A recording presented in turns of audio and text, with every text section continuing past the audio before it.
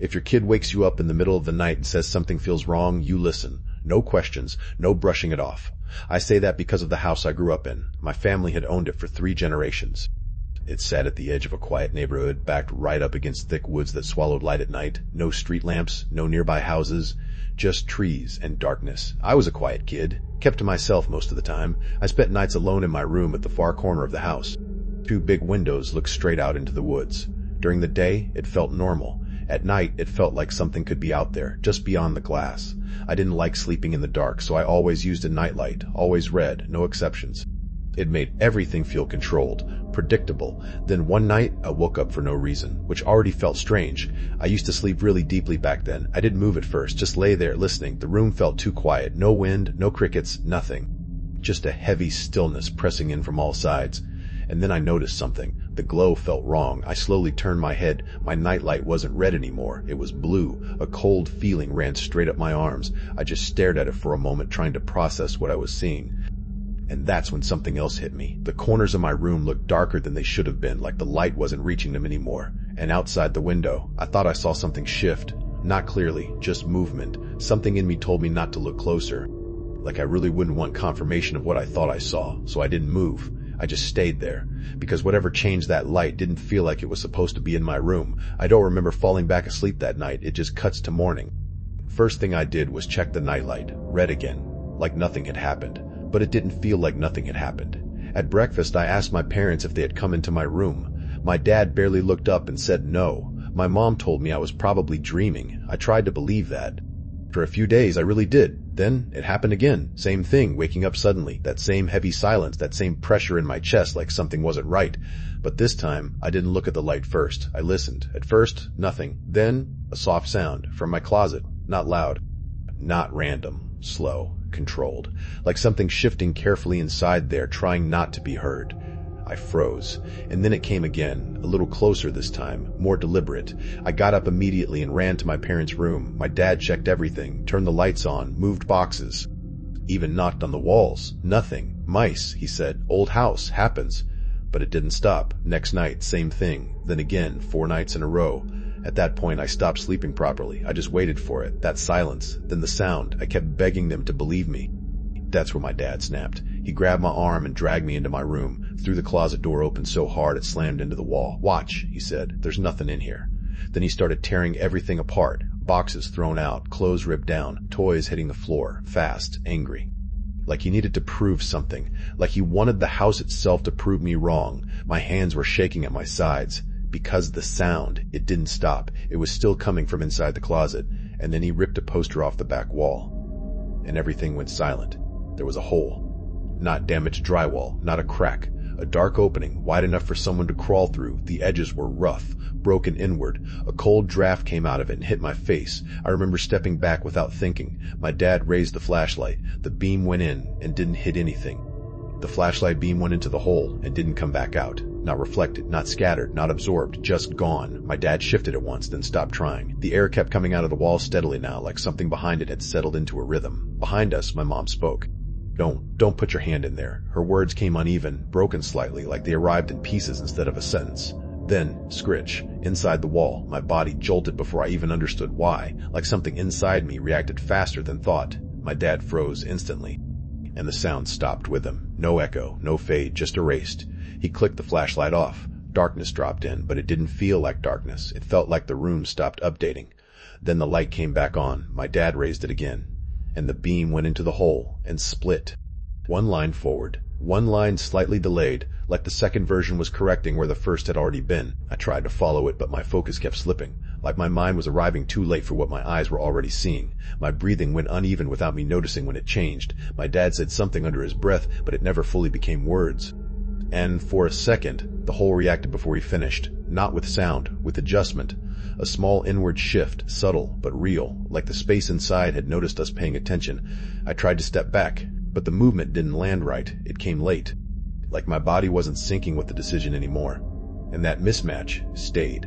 The flashlight flickered once, and in that flicker, the hole stopped reacting like something uncertain. It started reacting like something that had already decided. My mind tried to form the thought, but it broke before it could finish. Like understanding itself couldn't arrive in time anymore. and when the light steadied again, nothing in the room felt like it was waiting anymore. It felt like whatever was inside had stopped needing us to notice it and started moving forward anyway. The flashlight stayed on the hole. No one touched it anymore, not because we agreed, but because every attempt felt like it arrived too late. The air in the room tightened, like even breathing had to pass through something before reaching us. Then my dad leaned in, just slightly, and the room reacted. A faint shift moved through everything at once. Floor, walls, even the feeling of standing there, like the space itself had noticed attention changing direction. My mom made a sharp sound behind us, but it didn't match her movement. It felt delayed, out of sync. The flashlight flickered, and when it steadied, the beam inside the hole no longer behaved normally. It bent and stayed bent, like the space inside had stopped correcting itself back to anything familiar. My dad tried to pull the light back. It didn't respond immediately, not stuck, just late, like even pulling away needed permission that hadn't arrived yet. My chest tightened. I looked away from the hole for a second, and the room felt wrong without it, like something essential had been removed from how it made sense. I looked back. Everything felt slightly closer, not moving, just no longer holding its original distance. My mom said my name. It didn't sound like it came from a fixed place anymore. The hole didn't look open now. It looked settled, like whatever had been happening had reached a point where it didn't need adjustment anymore. My dad finally stepped back. That movement landed cleanly. For the first time, it wasn't delayed. The flashlight beam snapped back out of the hole, but nothing followed it. No relief, no change, just continuation. Somewhere deeper in the house, a single creak moved through the structure, not loud enough to locate, just close enough that it felt like it came from inside the walls themselves. No one moved to check, because it didn't feel like the house was reacting to us anymore. It felt like it had already finished noticing we were there. I didn't think anymore. I just turned and ran. Back inside. Locked the door, then the other one. Then I checked them again. My hands were shaking so badly, I almost dropped my phone trying to dial. The first time this happened, I woke up, and something in my room hadn't yet. I remember noticing it before I understood it. I'm not someone who usually wakes up in the middle of the night. That week, I did. Not fully, just enough to notice things I normally wouldn't. No sound, no movement. Still, something was there. In my apartment outside Columbus, it kept feeling like I was a second too late to something, like whatever had been there had just stepped out of reach. My roommate worked night shifts, so most nights I was alone. Or at least, that's what I told myself. I kept the window AC running constantly, loud enough that it filled the room with this steady hum. After a while, everything else just disappeared into it. The first dream didn't feel like a dream. It felt like I hadn't left my room at all. I was sitting at a dining table with my family. Everything looked normal, until I realized no one was actually moving. Not frozen, not stiff, just holding still, like they were waiting. And then I noticed the sound, that same AC hum, same rhythm, same tone. That's when it stopped feeling separate. I started looking around more carefully, and that's when I saw it.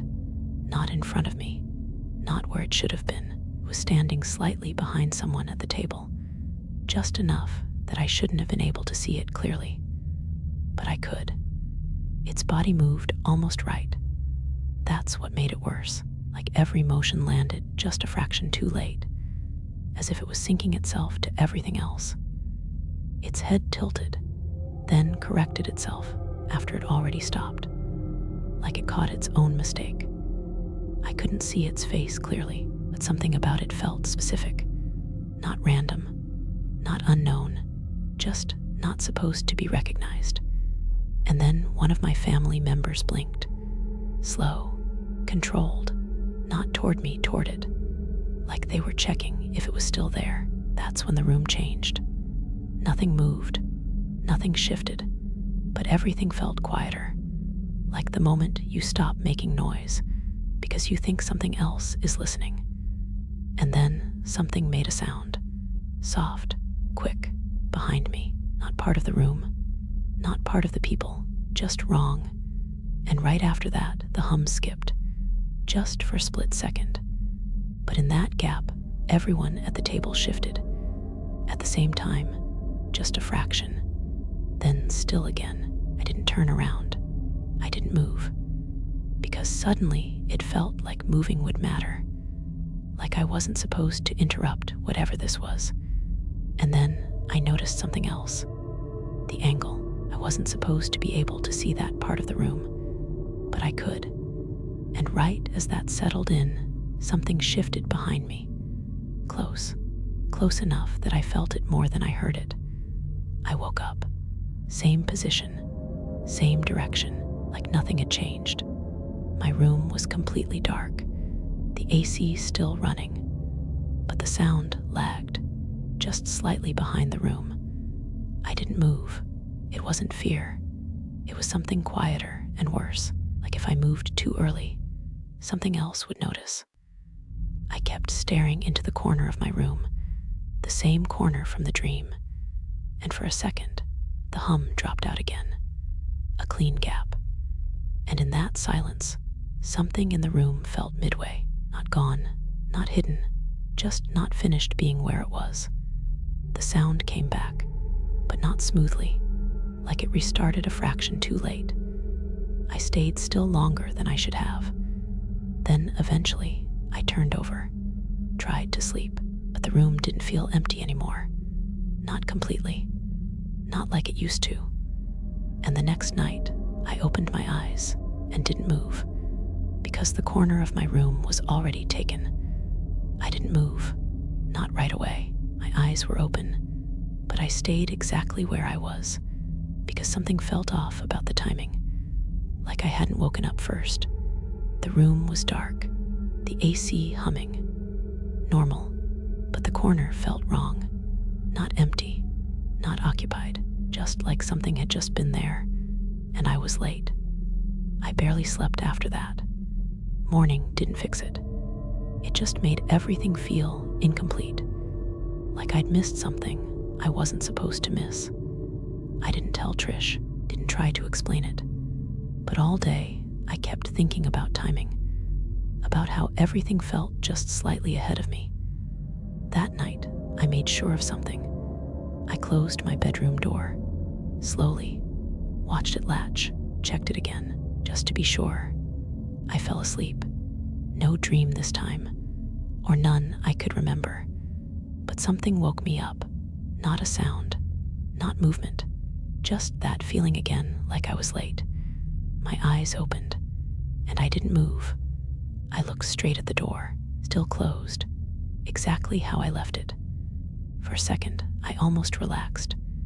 Then it shifted, not open, not really moving at first, just wrong, like it wasn't sitting in the frame correctly anymore.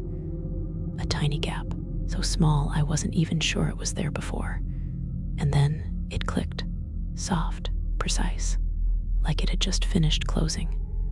Something in me sank, quietly, all at once, because I knew I didn't wake up to it opening. I woke up to it finishing. I kept staring at it, waiting. The gap didn't change.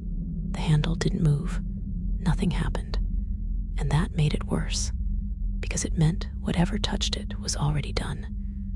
After a while, I got up, slow, careful, every step louder than it should have been. I opened the door. The hallway was empty, dark, still. Everything exactly how it should be, except it didn't feel like I had caught up yet. I turned back toward my room and froze, because the room looked normal, but something about it felt misaligned, like I was seeing it a fraction too late. I stepped back inside, and that's when I noticed it. No footsteps, no shift in the room, just something subtle, something worse. The AC still running, but now there was something underneath it.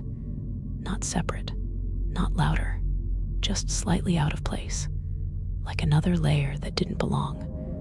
I stood there trying to focus on it, and then it stopped. Not the AC, that stayed the same. The other sound just cut out, like it realized I noticed it. And in that exact moment, something in the room shifted, not in front of me, not behind me, just somewhere I wasn't looking. I turned, too late, nothing there, everything normal again. It wasn't about where it was. That's what I had been getting wrong. It was something that had already been there, waiting, not for me to fall asleep, not for me to wake up, just for me to notice it too late. I didn't sleep properly after that. I kept waking up, or at least I think I did, because every time I opened my eyes, it felt like I was arriving a second too late. At some point, I must have passed out, because I was already awake, on my back, staring at the ceiling, and something felt closer. The AC was still running, but underneath it there was that second layer again, faint, barely there, but clearer now, like it was trying to match the room. I looked toward the bed. The blanket wasn't right, not lifted, not disturbed, just not settled the way it should have been, like something had already finished with it. The sound underneath the AC stopped, instantly, like it knew I was listening, and in that silence, there was less space beside me than there should have been. I stayed still, because something about that moment felt fragile, like if I moved too soon, I'd miss it again. Then the mattress shifted, barely, like something had just stopped being there. I sat up too fast, and everything snapped back. I turned on the light. The room looked normal, too normal, but the blanket had changed, slightly out of place, like it had been part of something that already happened. And then I saw it, on my leg, a faint line, fresh, not fully there yet, but forming. I stared at it, trying to remember when it happened, but there was nothing. No moment, no memory, just a gap where something should have been. And that's when it settled in. It wasn't waiting for me to fall asleep. It was happening anyway, and I was only waking up in time to see what was left behind. I didn't go back to sleep after that, not even close. I just sat there on the edge of my bed with the lights on, watching the room like it might do something if I looked away. At some point, I texted Trish, asked if she was home. She said she wasn't, that she'd been at work all night. That didn't help, because it meant whatever had been in my room hadn't been her. I don't remember deciding to check the apartment. I just stood up, and I was already in the hallway, like I skipped the moment where I chose to move. Everything looked normal. Kitchen, living room, bathroom, nothing out of place. Nothing moved, nothing missing.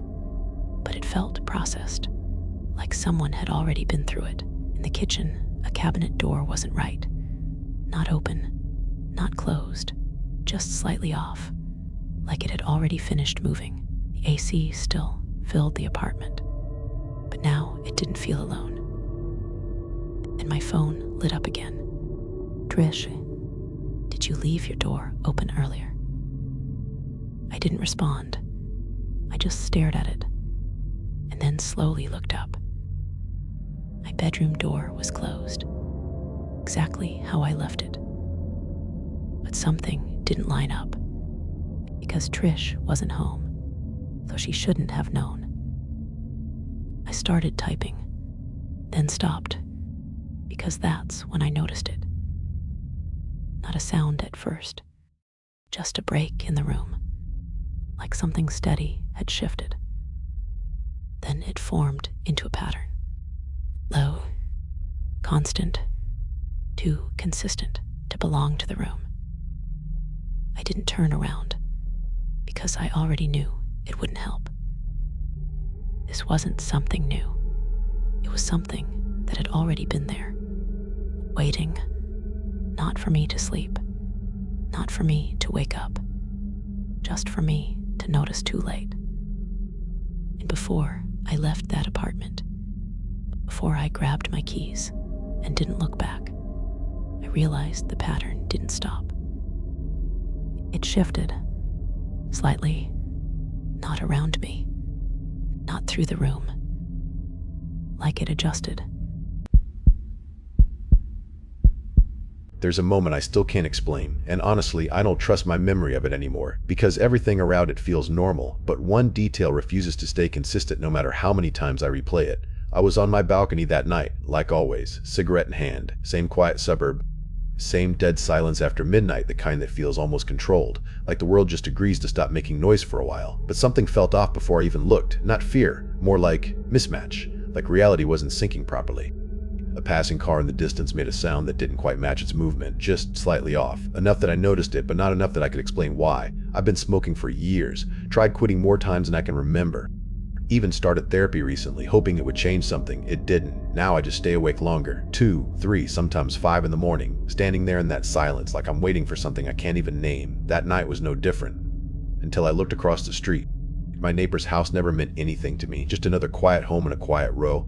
But the one constant was his navy blue BMW. Same spot, same angle, every single day, like it never moved. That's why I noticed it instantly. Because that night, there was something else. A black van.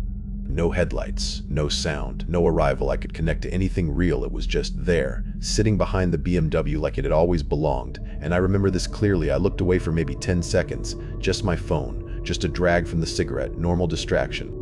When I looked back, I froze, because something felt wrong. Not that it moved, but that my memory of it didn't match what I was seeing, like my brain had quietly corrected itself, and I didn't know which version was real anymore. That was the first time I felt it. Something wasn't just happening outside. Something was affecting what I was allowed to notice, and I still can't prove I ever saw it any other way. After that night, I couldn't stop looking, even when I tried not to. My eyes kept drifting back to his driveway like it had become part of me without permission, and that bothered me more than the van itself, because I didn't remember deciding to care. A few nights passed like that. Same balcony, same cigarette, same silence sitting over everything like it was waiting. The BMW stayed, always there. But the van wasn't stable anymore. Sometimes it appeared before I even stepped outside. Sometimes it wasn't there at all until I looked away. And when I looked back, it felt like it had been there longer than it should have. No sound, no engine, no arrival, just silence behaving wrong. Then one night something changed. I told myself I wouldn't check. I stayed on my phone trying to ignore it, but I looked up anyway, and there it was. The van again, but this time his front door was open just slightly, like it had been left that way on purpose. My chest tightened. Not fear exactly, more like instinct telling me something was already wrong before I understood it. Then I saw him. My neighbor stepped outside. First time I'd ever seen him like that. No hesitation, no looking around, like he already knew the exact shape of the night. He walked straight to the van, carrying something, a long black bundle, heavy enough that his shoulders shifted with every step, not shaped like anything normal.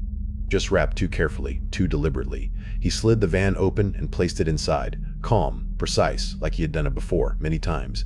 Then he stopped, just for a second, and the porch light flickered, once, then went off, exactly as he finished, and came back on only after he closed the door. That's when it hit me. That wasn't coincidence, that was synchronized, and he left without hesitation, no noise, no delay, just gone. And I stayed there, longer than I should have, trying to convince myself there was still a normal explanation. But there wasn't. Because for the first time, I wasn't just watching something strange, I was watching something respond, to me noticing it. I didn't plan to follow him, but it stopped feeling like a decision, more like continuation. Like I was already inside something that didn't need my permission anymore. The next day looked completely normal. That's what made it worse. Everything behaved like nothing had ever been wrong. But I couldn't stop thinking about one thing. The driveway, the BMW, the van, and the fact that none of it ever had an arrival I could actually track. So I went out early that night, didn't stay on the balcony. I parked a few streets away, watching, waiting. At first, nothing, just silence, heavy, unnatural silence. Then the BMW headlights turned on, no engine, no movement, just light, and the driveway was empty, completely empty. I looked away for a second. When I looked back, both vehicles were there. BMW van, no sound, no entry, no transition, nothing. But then something happened that didn't fit anything I knew. A passing car went by. Its windows reflected the driveway, both vehicles. No reaction, no hesitation, like they had always been there, which meant, from outside the world's view, nothing had changed, but from mine, everything had. That contradiction didn't make sense, because both versions were true at the same time. Then the porch light turned on instantly, and he stepped outside, and looked directly at me, not guessing, not searching, confirming, and I realized something I didn't want to accept. This wasn't happening in front of me anymore. It was happening with me inside it. I didn't sleep that night. Every time I closed my eyes, I saw that driveway again, the BMW, the van, and my memory of it started feeling unstable, like it was changing slightly every time I tried to hold on to it. So I stopped trying to sleep, and waited. When night came again, I went back. Same road, same silence. but everything felt further away than it should have. No signs, no houses, just forest. Then the trees opened, a gas station, too intact to be abandoned, too alive to be empty. And the BMW already there. I parked far back, got out slowly. The air felt heavier. Wrong. Inside lights were on, fully powered, but there was no one there. I checked every door, locked, all of them. I circled it, trying to convince myself there was nothing here. Then I saw the window. And I don't even remember deciding. I picked up a rock, threw it. Glass shattered instantly, too easily, like it was waiting for it. Then the alarm hit, loud, real, alive, in a place that shouldn't have power. I backed away fast, then stopped, because inside, there was movement, just a shadow, behind glass. I wasn't the first one here. I ran, didn't look back, just drove. The road felt longer going back, like it had changed while I wasn't watching. When I got home, it was morning, and I told myself it was over, until I saw the police cars, 8 of them, at his house. He came out calmly, handcuffed, no reaction, like this was expected. The cars left, and everything went quiet again, like nothing had ever happened. And later, when I tried to find that road again, it wasn't there, just gone, as if it never existed. Now sometimes at night, I still look at that driveway, not because I expect answers, but because part of me still remembers the moment I stopped being outside of it and started being part of it. And I don't know if it ever actually let me go. I should have walked out the second she texted me because she sent it while she was sitting right in front of me. I'll be honest, back then I wasn't making great decisions. Sophomore year, Northern California, too much freedom, not enough common sense. I'd just finished pledging Pi Kappa Alpha, and my life was mostly parties, cheap drinks, and girls I barely knew. It was fun until it wasn't. Downloaded Tinder, matched with someone new. Her name was Val, or at least that's what her profile said. It looked normal, nothing flashy. Just enough to make you stop scrolling. We started talking, and it was easy. No games, no weird pauses. She actually felt real. After a couple days, we planned to meet at Tap House near campus. That place was my go-to, loud, packed pool tables in the back. I got there early, grabbed the table, ordered a drink. 15 minutes, then 30, then an hour. At that point, I was done, about to leave when my phone buzzed. Hey, I just got here. I stared at the screen for a second. The timing didn't make sense at all. Still, I told her where I was. A minute later, she walked in. She looked exactly like her pictures, maybe a little too perfect. Same smile, same angles, like I'd already seen this moment before. She apologized for being late, then slid into the seat across from me like nothing had happened. Just like that, the night reset. We ordered drinks, played pool, she laughed easily, held eye contact a little too long, and she could drink way more than me. I tried to keep up. Bad idea. Because somewhere around the third round, my focus started slipping. She asked for my Instagram. I gave it to her without thinking. 10 seconds later, my phone buzzed again. I looked down and froze. Because what she sent me didn't make sense. Not there, not then, not when she was sitting 5 feet in front of me. I looked up at her. She was already watching me, smiling, waiting. Then she said, "Your turn." And for some reason I didn't question it. I just picked up my phone and did it. I don't even remember what I sent her, and that's what started to bother me. At first, it felt harmless. Just 2 people sitting across from each other using their phones like it was normal. She'd look down, smile, then look back at me, like she was waiting, not reacting. I laughed once, tried to make it light. "This is kind of weird, right?" She didn't answer. Just tilted her head, took a drink. I should have taken that as a sign, but the alcohol was catching up now. Everything felt slightly out of sync. Even the noise around us felt too close. We kept going anyway. More drinks, more pool, more messages. Every time my phone buzzed, it was her. Instant replies, no hesitation, like she already knew what I was going to say. That thought stayed for a second, then I ignored it. People started leaving, chairs scraping, music dropping lower, the place slowly emptying out. I checked the time. It was later than it felt. She leaned in. Close enough that I could feel her voice more than hear it. "Want to get out of here?" Calm, simple, like it didn't matter. I nodded before thinking. I figured we'd go to my place, but she stood up first, looked at her phone, then said, "I've got somewhere," not asking, saying it. Something in her tone shifted, not playful anymore, certain. We stepped outside. Cold air hit like a wall. I pulled out my phone for a ride, but she already had hers out. A car pulled up almost immediately, too fast, like it was already waiting. I didn't question it, just followed her in. Inside, it went quiet. No music, no talking, just movement. The driver said nothing, neither did she. Streetlights kept flashing across her face, and every time they did, something felt off. Not different, just wrong in a way I couldn't explain. We drove longer than I expected. Farther from anything familiar, and I had no idea where we were going. The car slowed, then stopped. No one got out. Outside, the street didn't look right. Too quiet, completely empty. She got out first. Didn't look back. I followed. The building was small, older, forgotten looking. She unlocked the door, held it open, letting me go in first. That should have been it, but I didn't stop. I stepped inside. The second the door shut behind me, everything changed. Pitch black inside. I turned to ask where the lights were, and the room snapped alive. She wasn't alone. 2 men stood near the door, tall, broad, bald, arms crossed like they'd been waiting too long. And behind me, another one, closer than I liked, blocking the exit without trying. My stomach dropped. This wasn't confusion anymore. This was already planned. The man in front stepped forward. Calm, too calm. Then he said my name, my full name, my age, my birthday, like he already knew everything. My brain couldn't catch up. Then he said she wasn't who I thought she was. 17. Not what I was told. A pause followed, heavy, still. Then came the next part. If I didn't cooperate, I wouldn't be the victim. I would be the one exposed. They took my phone, wallet, keys, no fight, just silence. Then they told me what I was now. Not a guest, not a mistake, a tool. They handed me paper, names, numbers, contacts, people I knew. They wanted all of it. I told them I needed my phone. They gave it back, just long enough to watch me scroll. All 3 of them closer now, no space left, no angle out, like I was already guilty, and I was already in it. I didn't move at first. One of them had my phone, scrolling like it didn't matter.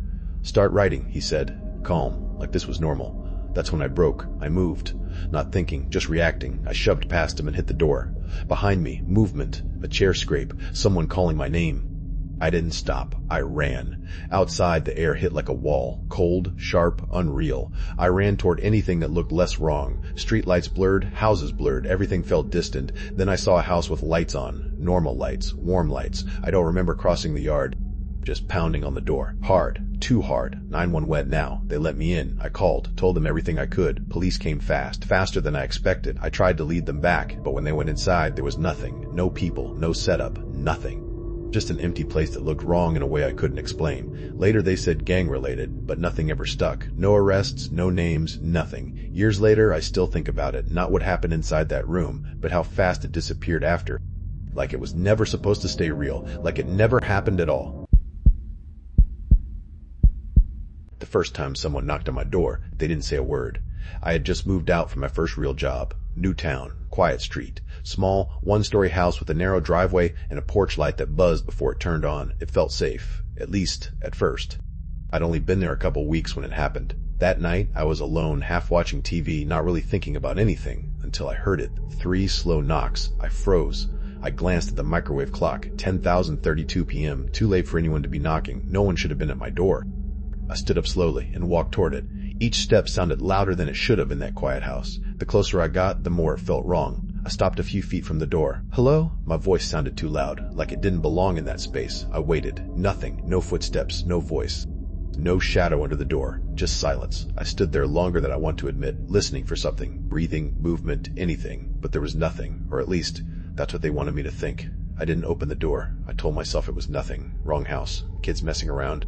Something normal. But the next morning, something was waiting on my doorstep. It was a note, taped to the outside of the storm door, bright yellow. Impossible to miss. I just stood there, staring at it. Then I opened the door slowly and peeled it off. It read, "Hello, beautiful." My stomach dropped. That wasn't a mistake. That wasn't random. That was meant for me. And instantly I thought about the knock from the night before. 3 slow knocks, no voice, just silence. I crumpled the note and threw it straight into the trash, like that would make it disappear. I told myself it was nothing, some creep passing through, someone bored, something I could ignore. But that feeling didn't go away. All day at work, I couldn't focus. Who knew where I lived? Who stood at my door that long without saying a word? By the time I got home, it was already getting dark. I turned on every light in the house, locked the door, checked it twice, tried to convince myself I was overreacting. Then, right as I started making dinner, knock, knock, knock. I froze again, earlier than last night, slower this time, more deliberate. I didn't move. I just stood there in the kitchen holding my breath, listening. Another knock, closer together now. Like they knew I was inside. I walked toward the door, quieter this time, careful. No peephole, no window, no way to see who was standing right there. If I wanted to know who it was, I'd have to open it. And there was no way I was doing that, so I stood there a few feet back and listened. No footsteps, no voice, nothing. Just that same heavy silence pressing against the door. And that's when it hit me. This wasn't the first time they'd been here. I just hadn't noticed before. The next morning, I didn't even want to open the door. I stood there with my hand on the handle, already knowing. Slowly, I pulled it open. Another note. Same bright yellow. Same spot. I peeled it off carefully this time, like it might react. It read, I like watching you. I felt sick, not scared, sick, like something had been sitting outside my house watching me, and I had no idea for how long. I pulled out my phone and took a picture. My hands didn't feel steady. I sent it to my parents, and then to Michelle. Up until that point, I hadn't really thought about her, but now I had to. This was her house before it was mine. Hey, random question, have you ever had anyone come by the house repeatedly? She replied almost immediately, confused, concerned, no. She lived across town with her boyfriend, said nothing like this had ever happened. It sounded real, but something about all of this didn't feel random. This didn't start with me. I was just the one living there now. After work that day, I did something I hadn't done before. I wrote a note back. My hands were shaking as I taped it to the door. If you're looking for Michelle, she doesn't live here. If you come back again, I'm calling the police. I stepped back, staring at it, hoping that would be enough, hoping they'd stop. That night, I barely moved. Every sound made me flinch. The pipes, a car passing outside. I kept waiting for the knock, but it never came, not that night, and somehow that was worse, because it felt like they were still there, listening, watching, waiting. I don't think I slept more than an hour. The next morning, I walked to the door slowly, carefully. I reached out and pulled my note off the glass. Relief hit me for half a second. Then I felt it. That wasn't my note. The paper felt different, thicker. And when I turned it over, my name was written across the top. Under it, I'm not looking for Michelle. I'm looking for you. I didn't even think. I just sent it to my dad. No explanation, just a picture. He called me almost immediately. I could hear it in his voice. This wasn't nothing anymore. Lock every door. Keep the lights on. Don't open anything for anyone. Then he said he was coming. My dad's a retired cop. He doesn't scare easily, but that night he sounded different. I barely made it through work the next day. I kept replaying everything, the knocks, the notes, the timing, trying to figure out who knew my name, who knew where I lived. At one point, I caught myself looking around the office, wondering if it could be someone there. That thought didn't leave. By the time I got home, my dad was already there, sitting on the front steps, arms crossed, watching the street, waiting. We didn't talk much. We didn't have to. That night, we called the police. We figured if they came back, they'd see a patrol car. Maybe that would scare them off. Only one officer showed up. He took notes, looked at everything, walked the property, didn't find anything. Still, having him there helped. For a little while. After he left, my dad stayed outside, said he'd keep watch. I tried to sleep, tried. Every sound felt louder. Every shadow looked wrong, but the knock never came. Not that night, and not the next. A few days later, I moved out, packed everything, and left that house behind. Michelle understood, didn't ask questions, and wherever I went after that, it never followed me. No more notes, no more knocking, just nothing, which should have made me feel better. But it didn't, because whoever it was knew my name. And if they were that close enough to stand right outside my door, then I have no idea how many times they were there while I was still inside. The street was empty. Rain hitting the pavement, street lights buzzing overhead, no movement, no traffic, no voices. And that's when my stomach dropped. 10 minutes earlier, this bar in downtown Portland was packed. Music, people shoulder to shoulder, someone laughing right behind me. Now it looked like everyone had just disappeared. I stepped onto the sidewalk and just stood there for a second waiting. Nothing changed. So I reached into my pocket for my keys. Gone. I checked again. Slower this time. Front pocket, back, jacket, nothing. I actually stopped and stared at my hand like I missed something, like it should still be there if I gave it a second. It wasn't, and that's when something in my chest tightened. Not panic, not yet. Just this quiet feeling like I shouldn't be standing there. The rain picked up, soaking through my hoodie fast, cold enough to make my fingers stiff. And suddenly, being out in the open didn't feel right anymore, so I started walking. My footsteps sounded too loud, bouncing off buildings with no light in them. No cars passed, no doors opened. Just silence following me. I found a bridge and climbed down underneath it just to get out of the rain. Sat there trying to steady my breathing. 30 seconds, maybe less. Then, right behind me, someone whispered. I froze. Didn't turn. Didn't breathe. For a second, I thought it was right there, behind me. Then I heard it again, farther out, across the water. I turned slowly toward the river. At first, just rain breaking the surface. Then shapes started to form. 5, maybe 6, standing on the opposite bank, too still, packed too close. The small boat was tied off near them, tapping lightly against the edge. One of them snapped open a case. Another handed over a duffel bag. No hesitation, no extra movement, just fast, controlled exchanges like it wasn't their first time. Their voices carried across the water, low, sharp, overlapping. I didn't catch the words, didn't need to. I sank lower into the shadows, trying not to move. Then, one of them suddenly pulled a gun. Everything stopped. The others went silent. One guy raised his hands, talking fast, backing up. Panic was obvious. Even from where I was, they rushed him, hands everywhere, pulling at his jacket, his pockets, stripping him down, taking everything. That's when I started backing up, slow, careful, trying not to make a sound. And then my shoes scraped against the concrete. Barely anything, but it echoed. One of them turned, looked straight at me, and yelled, loud, not asking anything, just a warning. The second he saw me, everything broke. They started shouting over each other, louder now, sharper. One word cut through it. Hey! I didn't think anymore. I just turned and ran. My shoes slammed against the concrete as I climbed out from under the bridge, slipping on the wet ground, barely catching myself. Behind me shouting, closer than it should have been. Then, footsteps. More than one. My breathing went uneven. Tight. Fast. I pushed harder, rain in my eyes, legs starting to give out, but I kept going, had to. I cut across the street, nearly went down, caught myself, kept moving. A voice yelled something behind me, then another snapped back. Don't! I didn't slow, didn't look back. But I heard it. They didn't want to shoot. Not because of me, because of the noise, because someone might hear. That was the only reason I was still alive. I ran until my vision started to blur, until I had to stop just to breathe, hands on my knees, trying not to throw up. And then, nothing. No footsteps. No voices. Just rain. I don't know how far I ran or how long I stood there, but I know this. If they hadn't said that one word, I wouldn't have made it out. And the part that still gets me, there was one set of footsteps that didn't stop when the others did. If someone was standing inches behind you, you'd feel it, right? That's what I used to think. It was a normal Friday, last period. Hallways loud, everyone ready to leave. I was walking with my friend Emma, barely listening. Then it hit me. I need the bathroom. I'll be right back. Emma just nods. I'll wait here. I push the door open and slow down. It's empty. That didn't make sense. This bathroom was never empty. But now, nothing, no voices, no movement, just that low buzzing hum from the lights. I hesitate just for a second, then shake it off, step into a stall, lock it. A few seconds later, the main door creaks open, then shuts. Someone walked in. I freeze, listening, waiting for footsteps, nothing, no stall doors, no sink running, just silence. I frown, staring at the floor. Okay, that's weird, maybe someone's just standing there. I try to ignore it. Finish up, stand there, adjusting my jeans, still no sound, and that's when it hits me. If someone walked in, I should be able to see them, right? Slowly, I look down, under the stall door, and my stomach drops, because the floor outside my stall is completely empty. For a second, I just stare at the floor. Nothing, no shoes, no movement. My chest tightens. Okay, maybe they walked out quietly, but that doesn't make sense. I would have heard the door, right? I stay still, listening harder now, and that's when I hear it, breathing, soft, slow, right behind me.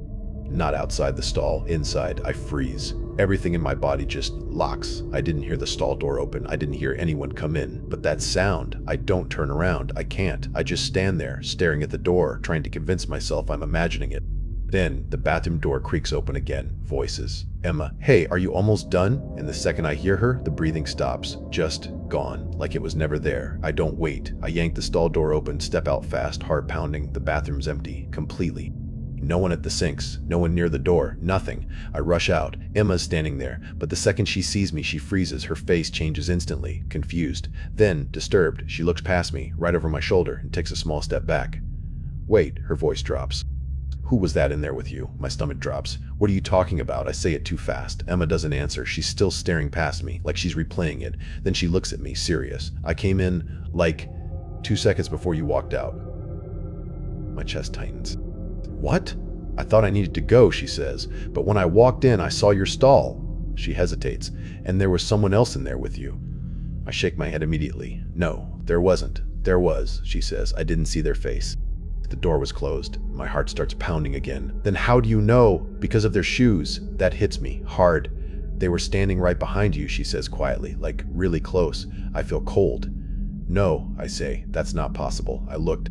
There was no one there. I know what I saw, she says. I didn't stay. I just left. I thought I was interrupting something. Silence. Then it clicks. I heard someone come in. I say, quieter now. The door opened, then shut. She shakes her head immediately. No one went in. What? I was right outside the whole time, she says. No one went near that door. My throat goes dry. But I heard it twice, I whisper. Like someone came in and then left. Emma doesn't say anything. She just stares at me. And that's when it hits me. If no one ever walked into that bathroom, then whatever was standing behind me was already there. I still think about it sometimes, but the part that never leaves me, I never once felt anyone touch me, not even for a second. Which means, whatever was in that stall with me was close enough to breathe, without making a sound. If you hear someone in your backyard late at night and it sounds like they're in the water, don't go looking for them. I was 21 when this happened, home alone at my parents' place for the week. We lived in one of those quiet, upper-middle-class neighborhoods. Big houses, long driveways, neighbors spread far enough apart that you barely saw anyone unless you tried. Our backyard backed up to a private pond with a small public park on the other side. During the day, it was actually kind of nice, quiet, calm, but at night, something always felt off, like the place wasn't as empty as it looked. It was a warm summer night, windows open, that soft breeze coming through the sunroom. I was stretched out on the couch, watching TV, barely paying attention. Then I heard it. Splashing. At first, I didn't think much of it. Ducks, geese, we had them all the time. But after a minute, it still hadn't stopped. I lowered the volume and listened. The splashes were slower, heavier.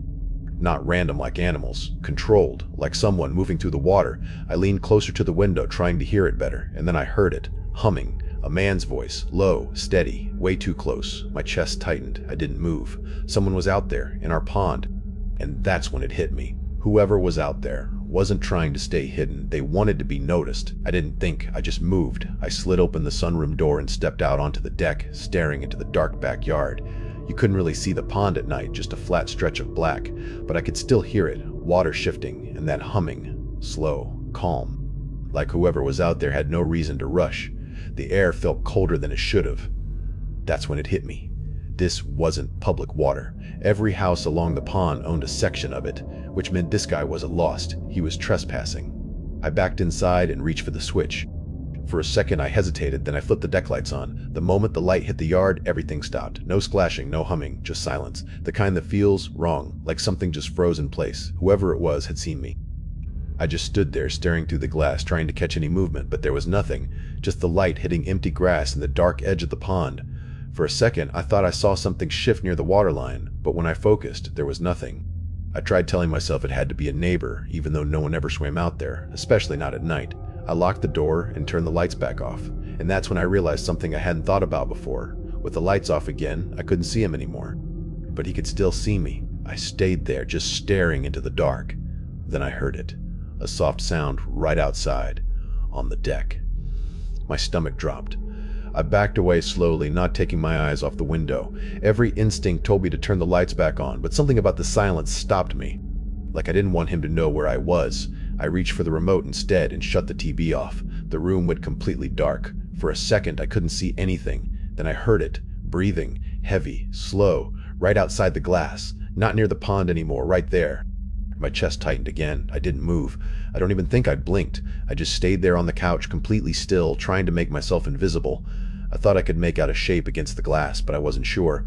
The breathing got closer, like he was right up against the window now. Listening. Then, a voice, low, calm, almost curious. I see you. My throat went dry. My heart dropped into my stomach. I froze. Every part of me wanted to stay silent, but panic took over. I swallowed. Paul. Is that you?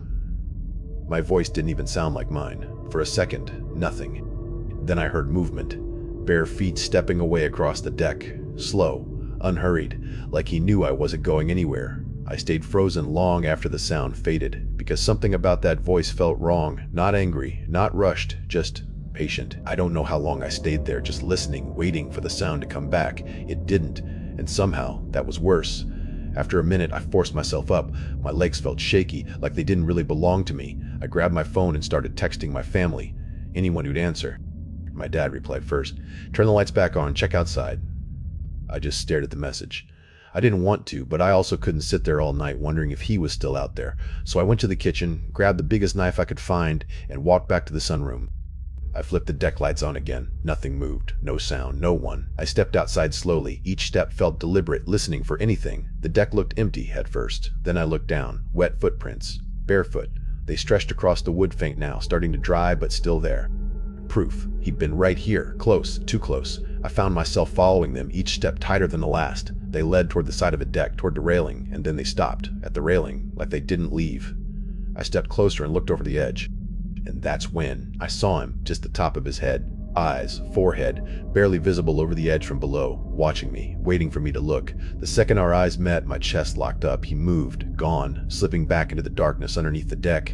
And that's when I realized he hadn't just been outside, he'd been hiding, right under me. I didn't think anymore. I just turned and ran back inside, locked the door, then the other one. Then I checked them again. My hands were shaking so badly I almost dropped my phone trying to dial. 911 picked up fast. I don't even remember exactly what I said, just that there was someone outside, someone on my property, someone hiding under my deck. They told me to stay inside, doors locked, lights on, wait for officers. Those few minutes felt longer than the whole night. Every sound made me jump. Every shadow felt wrong. I kept looking at the back door like something was going to try the handle, like he was still out there, watching, waiting. When the police finally pulled up, I don't think I've ever felt relief like that in my life. They swept the yard, checked around the pond, looked under the deck. Nothing, no one, no trace of him, just those faint, drying footprints on the wood.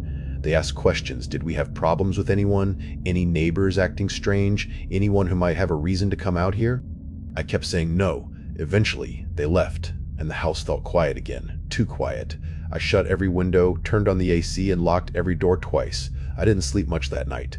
But when the sun finally came up, I remember this wave of relief just seeing the light hit the yard again. Everything looked normal, peaceful, empty, except now I knew it wasn't, because whoever that was knew the house, like he already knew where I was. And for a while that night, he wasn't trying to get in, he was just watching, and that's what scares me the most. I heard a kid ask for help, and I almost walked right into it. I take my dog out 3 times a day, morning, afternoon, and then one last walk late at night. Same route every time. Out of our townhouse driveway, down into a quiet cul-de-sac behind the complex. No streetlights back there. Just parked cars, shadows, and this kind of silence you only notice when you stop moving. I don't even know why I go that late. Just a habit, I guess. Never really thought about it. That night felt normal, nothing off about it. I had my flashlight, one AirPod in, music low, just enough to hear it without blocking everything else out. My dog was doing his usual thing, sniffing every corner like it was brand new. Then I heard something. At first, I didn't react. I honestly thought it was part of the song, like background noise or something. But a few seconds later, my brain caught up. I slowed down, took the AirPod out. Everything went completely quiet. Even my dog stopped moving. And that's when I noticed how still everything felt, like the whole place had just gone dead silent. And then I heard it again. A kid's voice, somewhere ahead of me, not far, close enough that I should have been able to see them, but it didn't sound scared. That's what threw me off. There was no panic in it, no urgency, just calm. I couldn't see anyone, and instead of turning around like I should have, I started walking toward it anyway. I moved toward the parked cars, slow at first, sweeping my flashlight across windshields and shadows.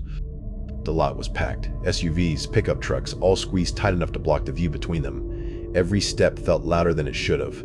"Hello?" I called out, already regretting it the second it left my mouth. No answer, just silence. Then, "Help." Clear, close, way too close. I froze. It came from my left, right between 2 parked trucks. My heart dropped. I stepped closer, lifting my flashlight, trying to see through the narrow gap. I expected to see a kid crouched down or someone hurt, something that made sense. There was nothing there, nothing at all. Not even a place someone could hide. My dog hadn't moved either, but now he wasn't sniffing anymore. He was stiff, ears up, locked onto that spot like he was seeing something I couldn't. And then it came again. "Help." Same exact voice, same tone, same volume, too calm. Like it wasn't even asking, just repeating. That's when this cold wave hit me, because I hadn't heard it shift. Not once, no footsteps, no movement, nothing. Because whatever was making that sound, it hadn't moved, not even a little. I just stood there, staring into that gap between the trucks, trying to make sense of it. My brain kept reaching for something logical. A speaker, a phone, someone messing with me, anything that made this normal, but none of it fit. Because that voice, it didn't change, not even slightly. Same word, same tone, same volume, every single time. No panic, no strain, no emotion. It didn't sound like someone asking for help. It sounded like something pretending to. My grip tightened on the flashlight. I leaned in just a little more, trying to catch anything, a shadow, a reflection, any kind of movement, anything, nothing. And then my dog let out this low, uneasy whine. I glanced down at him and immediately felt worse. He wasn't just staring anymore, he was tracking it. His head moved slightly, slow, controlled, like he was following something shifting between the cars. But I couldn't see a thing, and that made it worse. And then, "Help." This time, it came from deeper down the row. Same voice, different place. And that's when it hit me. Whatever was making that sound, it wasn't staying in one spot anymore. That was it. Every instinct in my body just flipped. "Come on," I whispered, grabbing my dog's leash tighter. He didn't hesitate. He was already backing up with me, eyes still locked between those cars like he didn't want to lose track of whatever was there. We didn't walk. We got out of there fast. I kept my flashlight pointed behind us the whole time, half expecting to see something step out or follow.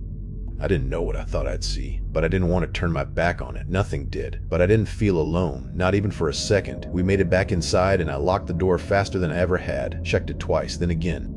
My heart was still racing while I tried to explain it to my mom, every detail, every sound, trying to make it make sense out loud. She didn't really know what to say. She thought maybe it was someone messing around, maybe a phone, maybe someone in the condos nearby, something normal, something explainable. But it didn't sound like that. It sounded wrong. I even thought about calling the police, just in case someone actually needed help. That part stuck with me for a while, but deep down, I knew. If something was really out there, it wasn't asking for help. It wanted me to come closer. And the part that still gets to me, it never once sounded scared.